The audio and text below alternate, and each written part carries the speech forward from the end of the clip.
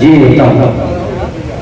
حضور علیہ السلام بیان فرماتے ہیں کہ اگر کسی مجلس میں 4 چیزیں جمع ہو جائیں تو تم جی بھر کے دعا کرو، اور جو بھی دعا کرو گے تمہاری دعا قبول ہو جائے گی۔ بس 4 چیزیں اس مجلس کے اندر ہونی چاہیے، اور الحمدللہ میں یہ دیکھ رہا ہوں کہ وہ 4 چیزیں اس مجلس کے اندر موجود ہیں۔ سبحان اللہ۔ حضور فرماتے ہیں سب سے پہلی چیز یہ کہ اس میں اللہ کا ذکر کیا جائے گا۔ جی دوسری بات یہ کہ وہ جگہ معزز ہونی چاہیے۔ واہ، مسجد سے زیادہ کون سی جگہ معزز ہو سکتی بے شک بے شک۔ حضور فرماتے ہیں تیسری یہ کہ وہاں ایمان والے ہونے چاہیے۔ سبحان اللہ۔ الحمدللہ یہاں پر سب ایمان والے ہیں۔ چوتھی چیز یہ کہ وہاں پر حضور پر درود، مجھ پر درود پڑھا جائے۔ واہ، الحمدللہ 4 چیزیں اس مجلس کے اندر۔ آپ جب تک یہاں بیٹھے رہیں، ہر انسان کے دل میں کچھ تمنائیں ہوتی ہیں، ان کے بارے میں تصور کریں اور اللہ تعالیٰ سے دعا کریں، انشاءاللہ آپ کی دعا قبول ہوگی انشاءاللہ۔ اور ایک حدیث پاک حضور فرماتے ہیں کہ اللہ تبارک و تعالیٰ نے فرشتوں کی ایک جماعت بنائی، اور اس جماعت کا کام صرف یہ ہے کہ وہ بستیوں کے اندر گشت کرتے ہیں، محلوں میں جاتے ہیں، بستیوں میں جاتے ہیں، دیکھتے ہیں کہ لوگ کیا کر رہے ہیں۔ اسی درمیان اگر انہیں کچھ ایسے لوگ مل جائے کہ جو اللہ تعالیٰ کا ذکر کر رہے ہوں، اس کے محبوب کا ذکر کر رہے ہوں، تو وہ اس جگہ پر آ کر بیٹھ جاتے ہیں۔ اب آپ یہ سمجھ لیجیے کہ اس مجلس کے اندر صرف ہم جو ظاہر میں نظر آ رہے ہیں صرف یہی نہیں ہے، بلکہ اللہ تعالیٰ کی نورانی مخلوق بھی یہاں پر بے شک بے شک بے شک۔ اور وہ اس وقت تک بیٹھتے ہیں جب تک کہ وہ مجلس چلتی ہے، اور جب وہ مجلس ختم ہو جاتی ہے تو اللہ تعالیٰ کی بارگاہ میں جاتے ہیں اور جا کر عرض کرتے ہیں مولا ہم فلاں بستی کے اندر گئے تھے، ہم نے دیکھا کہ لوگ اپنے کاموں میں مشغول ہیں، کوئی اپنی تجارت میں لگا ہوا ہے، کوئی اپنے بستر پر لیٹا ہے، کوئی ٹی وی دیکھ رہا ہے، کوئی کسی دوسرے خرافات میں ملوث ہے، مگر مولا ہم نے تیرے کچھ ایسے بندوں کو بھی دیکھا تھا جو تیرا ذکر کر رہے ہیں، جو تیرا محبوب کا ذکر کر رہے ہیں، جو تیری یاد بنا رہے ہیں، جو تیری یاد میں مشغول ہیں، یہ کہہ کر وہ خاموش ہو جاتے ہیں۔ اللہ تعالیٰ فرماتا ہے فرشتوں بتاؤ تو کیا چاہتے ہو؟ اور کرتے ہیں مولا ہم چاہتے یہ ہیں کہ جو لوگ اس مجلس کے اندر حاضر تھے ان تمام کی بخشش فرما۔ کیا بات ہے۔ اللہ تعالیٰ فرماتا ہے فرشتوں گواہ ہو جاؤ جو لوگ اس مجلس کے اندر حاضر تھے میں سب کی بخشش فرما۔ کیا بات ہے، سبحان اللہ۔ نعرہ تکبیر، نعرہ رسالت، جشن شب برات، جشن شب برات، نعرہ تکبیر۔ کیا بات ہے، سبحان اللہ۔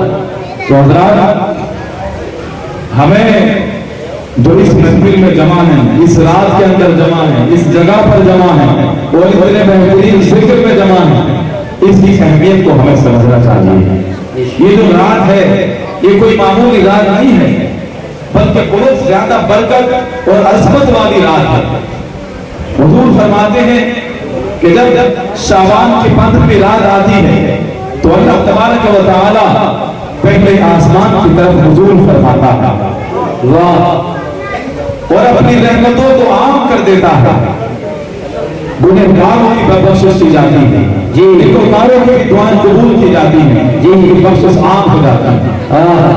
اور ایک حدیث پاک میں حضور فرماتے ہیں کہ جب یہ رات آتی ہے تو اللہ تبارک و تعالی پہلے آسمان کی طرف آ جاتا ہے، اس کا جو خاص جلوہ ہے وہ پہلے آسمان پر آ جاتا ہے، اور اس رات سورج کے غروب ہونے سے لے کر کے سورج کے طلوع ہونے تک ساری رات یہ ندا لگائی جاتی ہے کوئی کوشش طلب کرنے والا کہ اس کو بخش دیا جائے؟ کیا بات ہے کوئی رزق طلب کرنے والا کہ اسے رزق عطا کر دیا جائے؟ ہے کوئی گنہگار اپنے گناہوں کو بخشش کروانے والا کہ اس کے گناہوں کو بخش دیا جائے؟ ساری رات یہ ندا لگائی جاتی ہے۔ امام داؤد ایک حدیث روایت کرتے ہیں ان اللہ لا يطلع في ليلة النصف من شعبان فَيَغْفِرُ لِجَمِيعِ خَلْقِهِ إِلَّا لِمُشَاحِنٍ أَوْ مُشْرِكٍ۔ اللہ تعالیٰ اس رات کے اندر نگاہ لگاتا ہے اور اپنے تمام گنہگار بندوں کی بخشش فرما دیتا ہے۔ اس کی رات، اس رات میں اس کی رحمت عام ہوتی ہے، تمام لوگوں کی بخشش ہو جاتی ہے۔ حضور فرماتے ہیں گنہگار بھی بخشے جاتے ہیں، نیکوکار بھی بخشے جاتے ہیں، فاسق و فاجر بھی بخش دیے جاتے ہیں، لیکن سوائے دو لوگ۔ اللہ، بعض حدیث میں اس سے زیادہ بھی لوگوں کا ذکر ہے، لیکن میں یہاں پر صرف دو لوگوں کے بارے میں روشنی جاننا چاہتا ہوں۔ یہ رات اگرچہ برکت والی ہے، عظمت والی ہے، لیکن پھر بھی دو لوگ ایسے ہیں کہ جو اس رات کی رحمت سے برکت سے محروم ہو جاتا ہے۔ جی بے شک، حضور فرماتے ہیں پہلا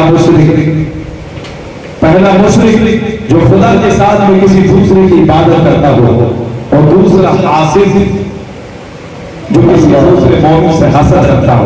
اللہ، یہ دونوں لوگ اس رات کے اندر بھی اتنی برکت والی رات کے اندر بھی اللہ تعالیٰ کی رحمت سے محروم ہو جاتے ہیں۔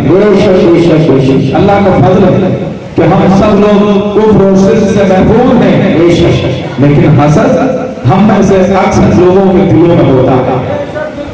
یہ یاد رکھیے، اس رات کی رحمتیں اگر ذرا بھی دل میں حسد یقینہ ہے، پوری رات عبادت کرنے کے بعد بھی اس رات کی رحمتیں برکتیں نہیں مل سکتی۔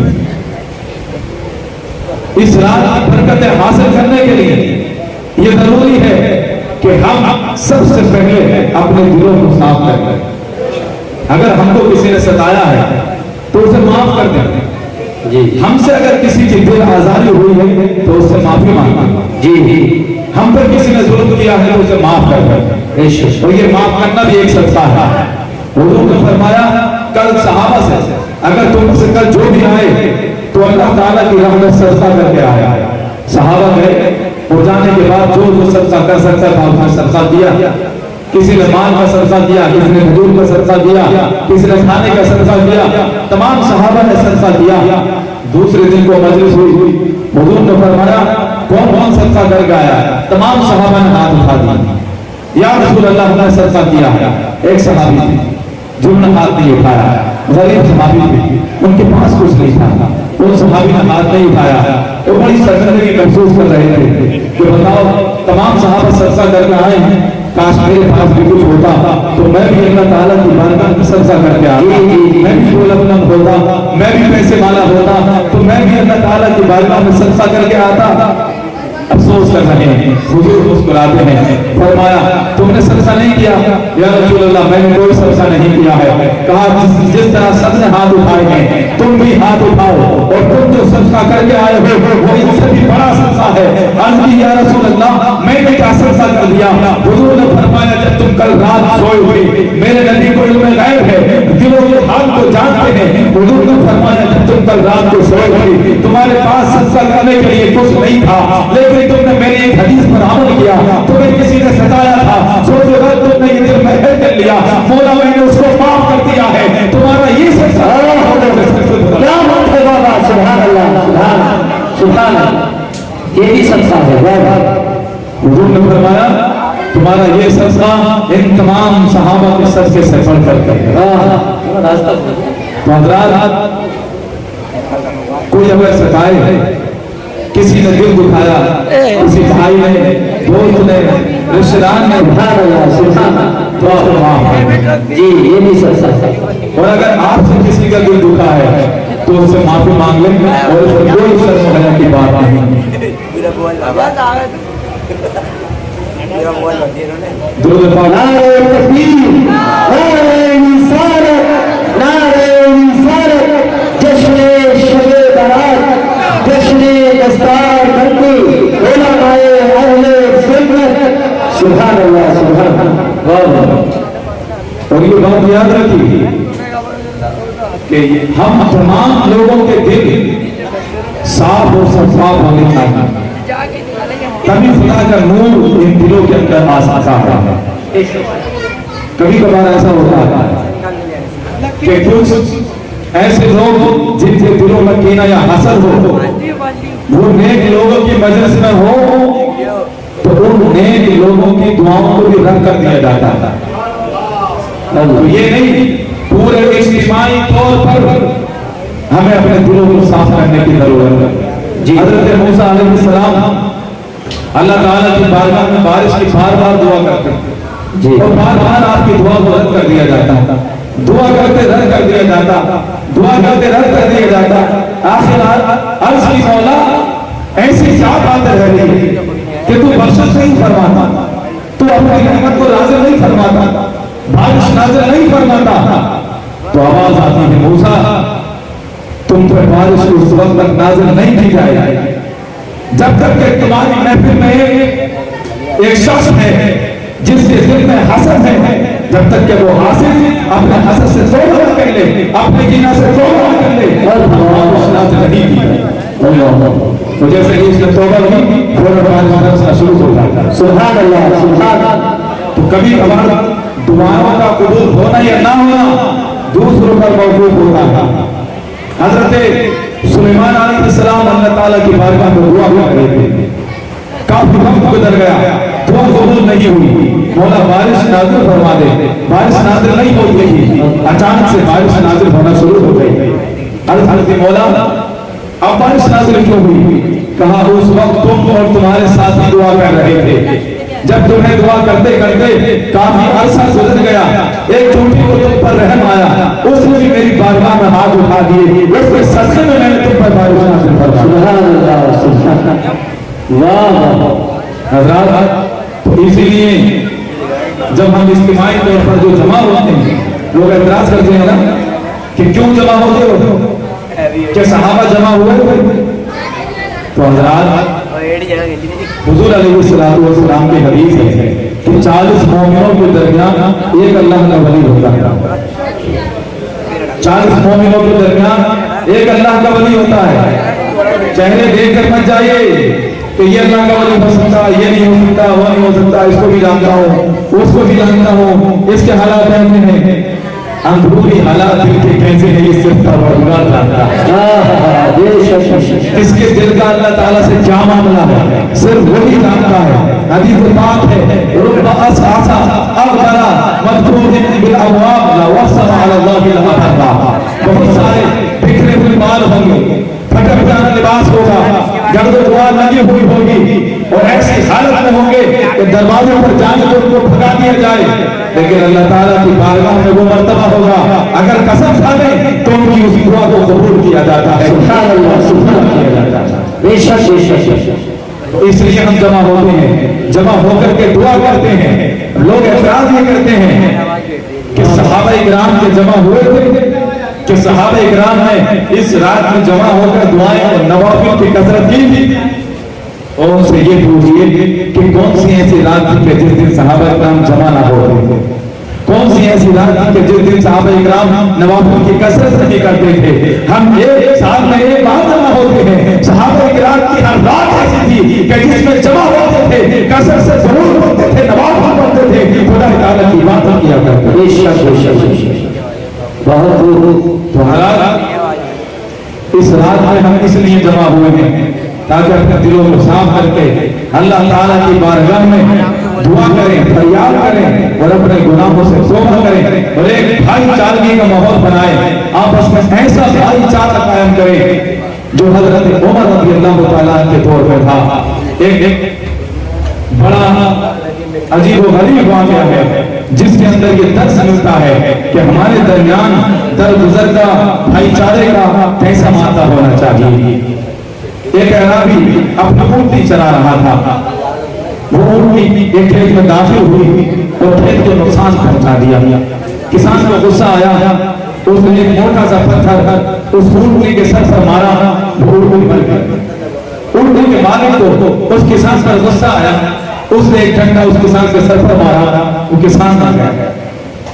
یہ فیصلہ حضرت عمر کے پاس آیا، اس کسان کے گھر والے حضرت عمر کے پاس آئے تو حضرت عمر نے قصاص کا حکم صادر فرما دیا کہ تو نے کسان کو مارا ہے، اس کے بدلے تجھے قتل کیا جائے۔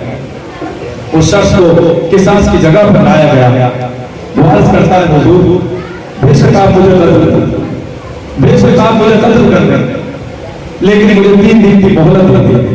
میرے پاس کچھ یتیم بچوں کا مال تھا اور وہ میں ایک جگہ پر دفن کر کے آیا تھا. اس بارے میں سچ میں جانتا ہوں اور کوئی نہیں جانتا ہے. اگر آپ مجھے یہاں قتل کر دیں گے تو وہاں بچوں کا مال ہلاک ہو جائے گا. مجھے 3 دن کی مہلت لگی. حضرت عمر نے فرمایا کہ تجھ کو مہلت تو دے دی جائے گی لیکن اس شرط پہ جب تیری کوئی ضمانت نہیں. اس نے بڑی حسرت بھری نگاہوں سے لوگوں کی طرف دیکھا کہ اس کی کوئی ضمانت نہیں. حضرت ابو ذر غفاری ایک بڑے سیدھے سچے بڑے پیارے صحابی آگے نکل کر سامنے آئے. عرض کی حضور میں اس کی ضمانت لیتا ہوں. کیا بات ہے. عرض کی میں اس کی ضمانت لیتا ہوں. بہت سادہ دل صحابی تھے. حضور نے حضرت عمر نے فرمایا ابو ذر ایک بار سوچ ضمانت کا مطلب کیا ہے. اگر یہ شخص نہیں آیا تو تمہیں قتل کر دیا جائے گا. آج کی حضور میں خود غور و فکر کر چکا ہوں. وہ شخص چلا گیا, اس کی ضمانت آپ نے لے لی. پہلا دن گزرا, دوسرا دن گزرا, تیسرا دن آیا, ظہر کا وقت ہوا, عصر کا وقت ہوا. اس شخص کا انتظار ہو رہا ہے. جب سورج غروب ہونے لگا وہ شخص نظر نہیں آیا. حضرت ابو ذر سے کہا گیا کہ اب آپ میدان میں آ جائیں, قصاص کی جگہ پر آئیں. ساری تیاری کر لی گئی. حضرت ابو ذر قتل ہونے والے ہیں. لوگوں کو بڑا افسوس ہے, بڑے غمزدہ ہیں, بڑے غمزدہ ہیں کہ وہ حضرت ابو ذر قتل کر دیے جائیں گے. ان کا بیچاروں کا کیا قصور تھا. وہ لوگ بہت افسوس کر رہے ہیں. ساری تیاری ہو گئی. اتنے میں وہ شخص دوڑتا ہوا نظر آتا ہے. جب قریب آیا تو معلوم ہے وہی شخص ہے جو ان کا مالک تھا. وہ شخص حضرت عمر کے سامنے آ گیا.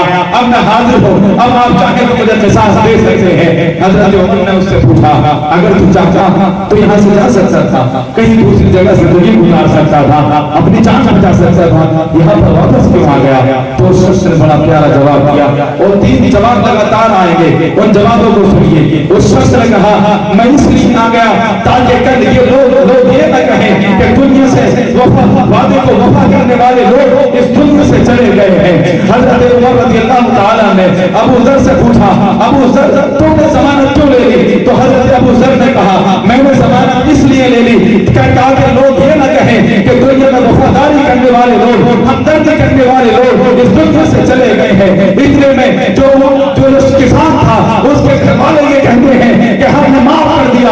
حضرت عمر نے کہا تم نے معاف کیوں کر دیا. تو انہوں نے کہا ہم نے معاف اس لیے کر دیا کہ کل لوگ یہ نہ کہیں کہ خطاؤں کو معاف کرنے والے لوگ اس دنیا سے. سبحان اللہ, سبحان اللہ. نعرہ تکبیر, نعرہ رسالت, علماء اہل سنت, جشن شب برات, حضرت علامہ مفتی قمر الحسن صاحب قبلہ. نعرہ تکبیر. واہ بابا, کیا حضرت, کیا بات ہے بابا. سبحان اللہ, کیا عظیم پیغام ہے. سبحان اللہ, سبحان اللہ. ایک بار اور میں گزراتا ہوں.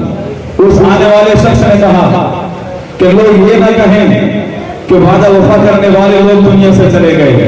حضرت ابو ذر نے کہا لوگ یہ نہ کہیں ہمدردی کرنے والے لوگ دنیا سے چلے گئے. اس شخص کے گھر والوں نے کہا لوگ یہ نہ کہیں کہ خطاؤں کو درگزر کرنے والے لوگ دنیا سے چلے گئے. امت مسلمہ کے لیے, ہم سب کے لیے اس واقعے کے اندر بڑا عظیم پیغام ان تینوں لوگوں نے دیا. ہمیں اس پر عمل کرنا چاہیے اور اس رات کی برکتیں اس وقت حاصل کر سکتے ہیں کہ جب ہم اپنے دلوں کو صاف و شفاف کریں. اللہ تعالیٰ کی بارگاہ میں حاضر ہوں, اس کی تصویر بیان کریں. کیونکہ قرآن شریف کے اندر ایک جگہ پر آتا ہے قد افلح من تزکا وذکر اسم ربہ فصلی. تو اس آیت کے اندر, ان آیتوں کے اندر یہ بات کہی گئی ہے قد افلح, کامیاب ہو گیا دنیا کے اندر بھی اور آخرت کے اندر. کون شخص کامیاب ہو گیا؟ قرآن کریم اس کی ضمانت لیتا ہے. کون شخص کامیاب ہو گیا؟ من تزکا, سبحان اللہ, جس نے تزکیہ نفس کیا, اپنے دل کو صاف کر لیا. وذکر اسم ربہ, اور پھر اللہ تعالیٰ کا ذکر کیا. سب سے پہلے کس چیز کا ذکر؟ من تزکا, تزکیہ نفس کا. اس کے بعد اللہ تعالیٰ کا ذکر ہے. اس کے بعد نماز کا ذکر ہے.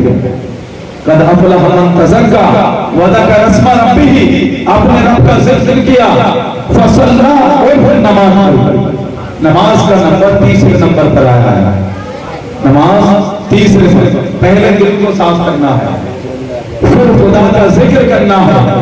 اس کے بعد آپ جب نماز پڑھیں گے تو اس نماز کے اندر وہ سرور آئے گا جو کہ حضور فرماتے ہیں الصلاۃ معراج المؤمنین، نماز مومن کی معراج ہوا کرتی ہے. حضرات تو تزکیہ نفس اس لیے بہت زیادہ ضروری ہے. اس کے بعد پھر اللہ کی تسبیح بیان کریں گے. اور تسبیح میں کیا بیان کرنا ہے میں آپ کو یاد کرا دوں. حضور علیہ الصلوۃ والسلام ارشاد فرماتے ہیں ان اللہ اصطفى من الکلام اربعا، اللہ تعالیٰ نے پورے کلام میں سے، پورے ذکر و اذکار میں سے 4 کلمات کو بے انتہا پسند فرمایا ہے. 4 الفاظ کو بے انتہا پسند فرمایا ہے. وہ 4 الفاظ کیا ہیں؟ سبحان اللہ والحمد للہ ولا الہ الا اللہ واللہ اکبر. ایک بار میرے ساتھ ہیں، سبحان اللہ والحمد للہ ولا الہ الا اللہ واللہ اکبر. تو اس رات کے اندر اس پروگرام کے بعد آپ نماز جو قضاء عمر پڑھنا چاہتا ہے وہ قضاء عمر پڑھے، نوافل پڑھے، درود پاک پڑھے اور اللہ تعالیٰ کا کثرت سے ذکر کریں. ان تمام چیزوں سے پہلے ضروری ہے تزکیہ نفس اور پچھلے گناہوں سے توبہ کرنا. اس رات کا ایک نام صلاۃ التوبہ بھی، یعنی توبہ کی رات. میں نے سب سے پہلے جو آیت کریمہ تلاوت دی تھی، اب حسب الذین یعملون السیئات ان یسبقون الساء ما یحکمون، اس کا ترجمہ پوری توجہ کے ساتھ سنیے. کیا وہ لوگ جنہوں نے گناہ کر لیے وہ لوگ یہ سمجھتے ہیں کہ ہماری رحمت سے بڑھ جائیں گے؟ ساء ما یحکمون، کتنا غلط فیصلہ کیا ہے ہم لوگوں. یاد رکھیے یہ اللہ تعالیٰ خود بیان فرما رہا ہے کہ اگر تمہارے گناہ سمندر کے جہازوں کے برابر ہیں تو یاد رکھیے اللہ تعالیٰ کی رحمت اس سے پر. حضرت مولانا عبد الواحد گرامی ایک اپنی کتاب سے سراغل میں ایک حدیث قدسی بیان کرتے ہیں کہ اللہ تبارک و تعالیٰ کی بارگاہ میں جب کوئی نمازی دعا کرتا ہے تو اللہ تعالیٰ کو بڑا پیار آتا ہے. جب کوئی حاجی دعا کرتا ہے تو اللہ تعالیٰ کو اس پر بہت پیار آتا ہے. جب کوئی پرہیزگار، عبادت گزار، تہجد گزار، متقی جب اللہ تعالیٰ کی بارگاہ میں دعا کرتا ہے تو اللہ تعالیٰ کو اس کی آواز بہت زیادہ اچھی لگتی ہے. آگے لیتے ہیں لیکن اس نمازی، پرہیزگار، عبادت گزار، متقی سے زیادہ اگر کسی کی آواز اچھی لگتی ہے تو وہ گنہگار ہے جو رب کی تاریکی میں اٹھتا ہے، اپنے رب کی بارگاہ میں آنسو بہاتا ہے، اپنے گناہوں سے توبہ کرتا ہے. اللہ تعالیٰ کو اس کی آواز اس نیک انسان سے بھی زیادہ پیاری لگتی ہے. سبحان اللہ سبحان اللہ سبحان اللہ. تو یہ جو آنسو اللہ تعالیٰ کی بارگاہ میں بہائے جاتے ہیں انہیں پانی کا قطرہ نہ سمجھیے گا، بلکہ یہ آنسو اللہ تعالیٰ کی بارگاہ میں ہیرے جواہرات سے بھی زیادہ قیمتی ہیں. اور اللہ تعالیٰ کی بارگاہ میں حضور علیہ السلام نے ایک بہت پرانی مثال بیان کی کہ جب کوئی گنہگار بندہ اپنے گناہوں سے توبہ کرتا ہے تو حضور نے ایک مثال بیان فرمائی ہے. اللہ تعالیٰ کو اس کی توبہ سے اتنی خوشی ہوتی ہے، اتنی خوشی ہوتی ہے. آپ 3 چیزوں کا ذکر کرتے ہیں. جیسے کوئی ماں اپنے کھوئے ہوئے بچے کو پاتا تو جتنی اسے خوشی ہوتی ہے اتنی اسے اللہ تعالیٰ کو خوشی ہوتی ہے. سبحان اللہ. جیسے کوئی پیاسا شخص دریا کے کنارے پہنچ جائے اس کو جتنی خوشی ہوتی ہے اس سے بھی زیادہ اللہ تعالیٰ کو خوشی ہوتی ہے. اور حضور فرماتے ہیں اور جیسے کسی کا عزیز برسوں سے بچھڑ گیا ہو، برسوں کے بعد وہ آئے، وہ اس سے گلے مل کر جتنا خوش ہوتا ہے उससे भी ज्यादा अल्लाह ताला वाह सुभान अल्लाह, खुशी होती है। और एक हदीस पाक में हुजूर बयान फरमाते हैं कि जब बंदा तौबा करता है तो उसकी मिसाल ऐसी है, एक पूरा वाक़या नकल करते हैं कि एक शख्स है जंगल के अंदर जा रहा है, भयानक जंगल है जहां पानी का कोई इंतजाम नहीं है, जहां फल का कोई इंतजाम नहीं है, बयाबान जंगल है। वो कुछ देर आराम करने के लिए उतरता है अपनी सवारी से और उसका जो भी खाने पीने का सामान था वो उसकी सवारी पर रखा होता है और वो उसका जो घोड़ा था वो उसको घोड़ा उसको छोड़कर चला जाता है। अब ये भूखा प्यासा है, ना तो इस जंगल से ये निकल सकता है क्योंकि मसाफत बहुत लंबी है, ना तो खाने के लिए कुछ है, न पीने के लिए पानी है। अब ये अपनी जिंदगी के आखिरी लम्हात कर रहा होता है, बेसहारा दूर दराज ढूंढ कर आता है, ना तो कहीं पानी मिलता है, ना खाना मिलता है और ना ही इसकी वो सवारी मिलती है। ये बंदा मायूस हो जाता है और अपनी जिंदगी के आखिरी सांसें गिरने लगता है, लेट जाता है। इतने में ये देखता है कि वही सवारी आकर इसके पास खड़ी हो